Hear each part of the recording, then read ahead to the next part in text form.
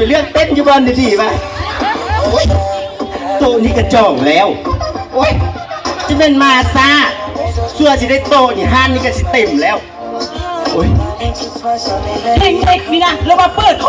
คอยเนาะคุณระบบข้างใจเลยเพลงนี่นะจูเมื่อไผ่มาควายนี่กับโบเป็นฟางเลยนะฟางว่าแท้ไม่ได้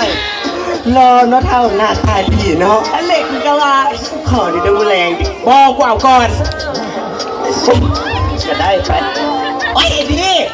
ตกมาบอกว่าพี่เป็นไงมันทางน้ำเขามีไปเขาสิเลี้ยงเหล้าเลี้ยงเบียร์มื้อนี้น่ะโอ้มาโอ้ตกกระคบกันโดนหรือได้นอกกับผู้บ่าวพวกนี้นะตายตั้งแต่สมัยเขายังน้อยๆศพแล่ๆพวกนะตายมีแต่ผู้จบๆงามๆเดี๋ยวนี้นะเท่าตายละสุรมาเป็นครูเซิร์นสุรดน้อยใจตัวกงามบ่ายจะได้ไปกูจะบ่ายผู้บ่าวของที่ไฮเอ็ดดี้บ่ได้ก็ได้ไปผู้บ่าวนี้ก็ได้จะเป็นมัวถูกกับเท่าเป็นมูกันหักกันกินผู้ชายก็กินน้ำกัน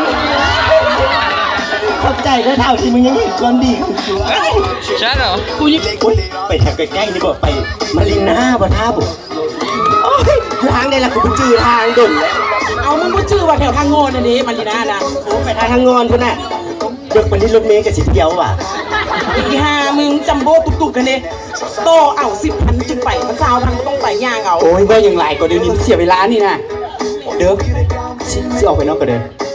ไปใส่อีกละไม่ใส่กระยานไหมมาไปเที่ยวแล้วกับปั่นละมึงนะโอ้เดี๋ยวนี้สิไปใส่กระยา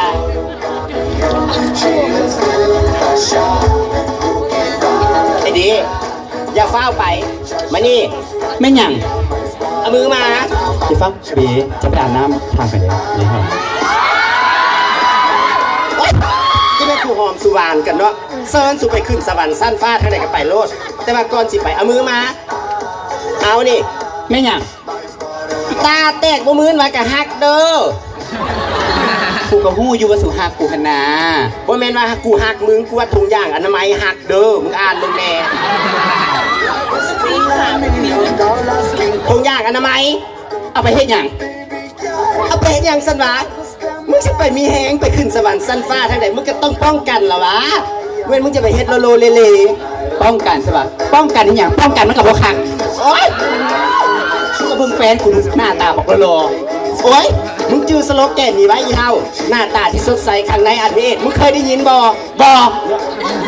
กูพูดเลยแหละสู่สองคนเนี่ยย่านลืนกูว่ากูรอกูงามกลัวตายกูเบิ่งหนังหน้าเจ้าของกูว่าไม่นวดพันเทพโอ๊ยมึงมาฟังความกูกันแล้วเซิร์นมึงไปโลดมึงจะไปทางไหนกับเรื่องของมึงท่านค้าไปฟังความสูนะกูจะมีแฮงกูบอก